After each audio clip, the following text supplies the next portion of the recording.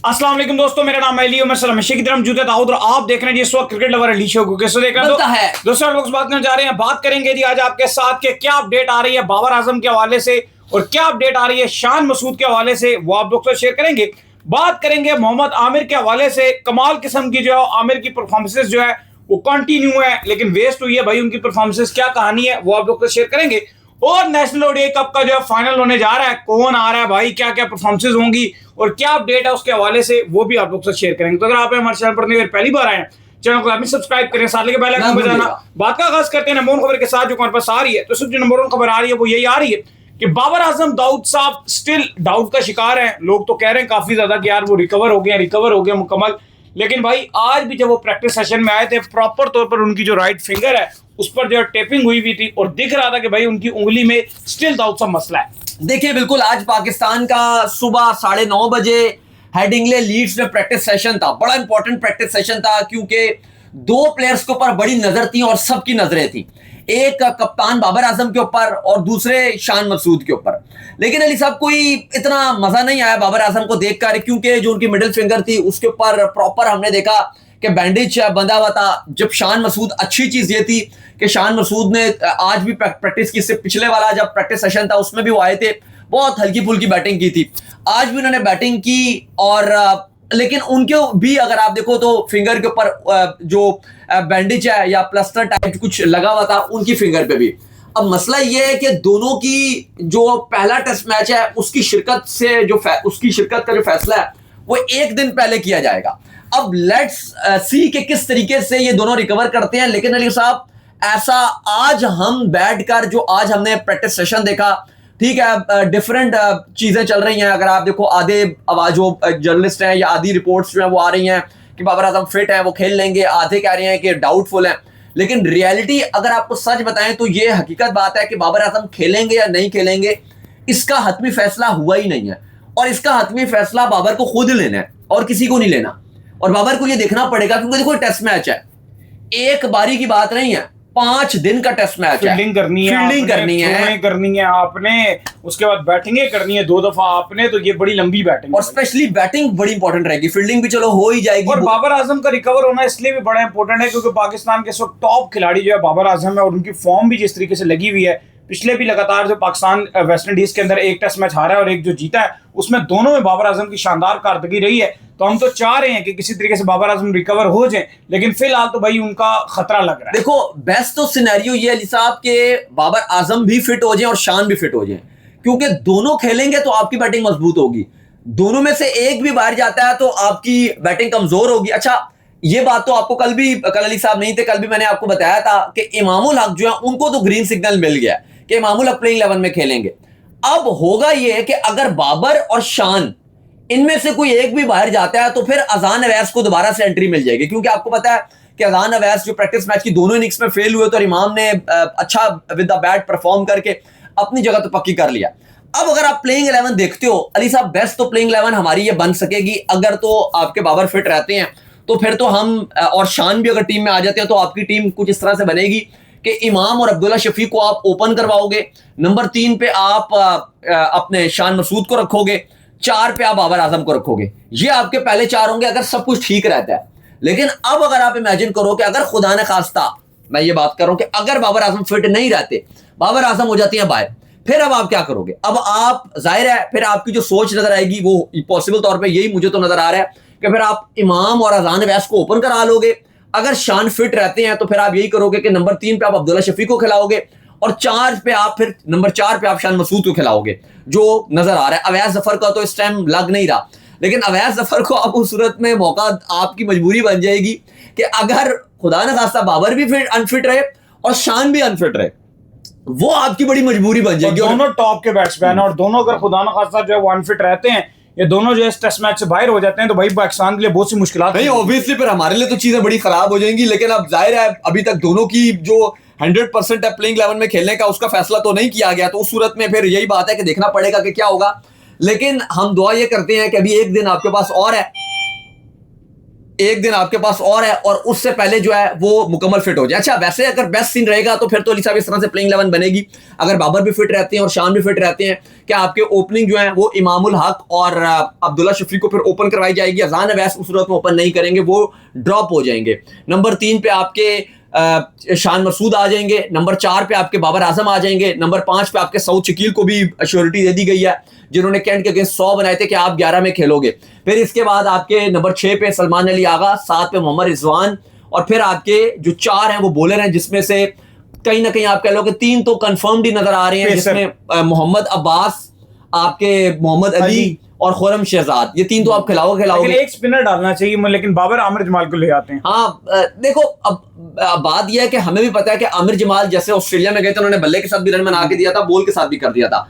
ऐसा हम ये नहीं कह रहे कि यार बैटिंग इनफ है आपके पास, फॉर्म नहीं चल रही बैटिंग, लेकिन आपके पास इनफ है। इमामुल हक है आपके पास, अब्दुल्ला शफीक है आपके पास, शान मसूद है आपके पास, बाबर आजम है आपके पास, मोहम्मद रिजवान खैर बैटिंग कर लें, अल्लाह करे वो भी कुछ कर तो नहीं रहे, आगा है आपके पास। मेरा ख्याल है स्ट्रॉन्गेस्ट बैटिंग पॉसिबल है आपके पास। लेकिन सर मसला ये आ रहा है कि फॉर्म नहीं चल रही ना आमिर जमाल की, बिल्कुल भी फॉर्म नहीं चल रही। वो सबसे बड़ा कंसर्निंग साइन है कि बॉल के साथ भी कुछ खास फॉर्म नहीं है, और अगर बैटिंग भी नहीं चल रही। उससे बेहतर है कि अली उस्मान या जो साजिद खान है वो आपको, स्पेशली अगर आप साजिद की बात करते हो, वो आपको बल्ले के साथ भी कुछ दे सकता है, और अगर हल्की सी कंडीशन ड्राई होगी तो आपके लिए बेहतर होगा। लेकिन अली साहब जो पिच रिवील हुई आज हेडिंग्ले लीड्स में, वो भी देखिए फुल ग्रीन पैच नजर आ रहा था।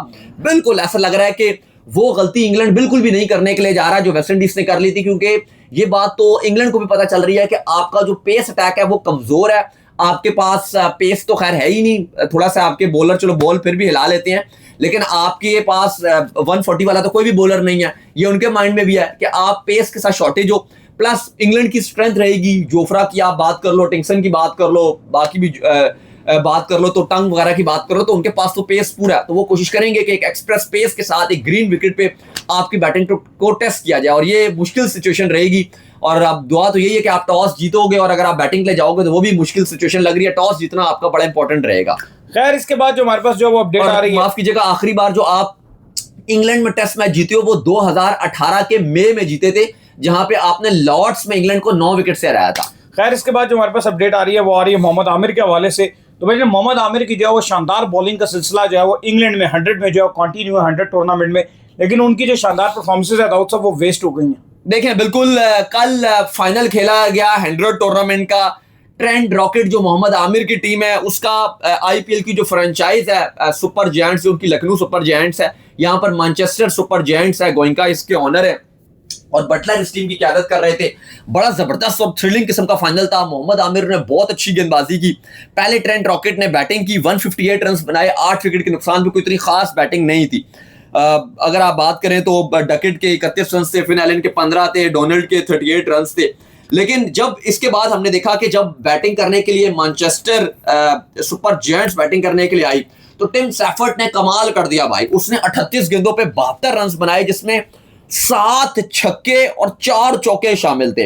लेकिन मोहम्मद आमिर की बेहतरीन किस्म की गेंदबाजी थी, और मोहम्मद आमिर ने जो बड़े बड़ी मछलियां थी, बिग फिश थी मैनचेस्टर सुपर जायंट्स की, वो मोहम्मद आमिर ने पकड़ी। सबसे पहले तो टिम सैफर्ड जिन्होंने तबाहकुन बैटिंग की थी, 7 छक्के और 4 चौके मारे थे 38 गेंदों पे 72, उनको मोहम्मद आमिर ने आउट किया।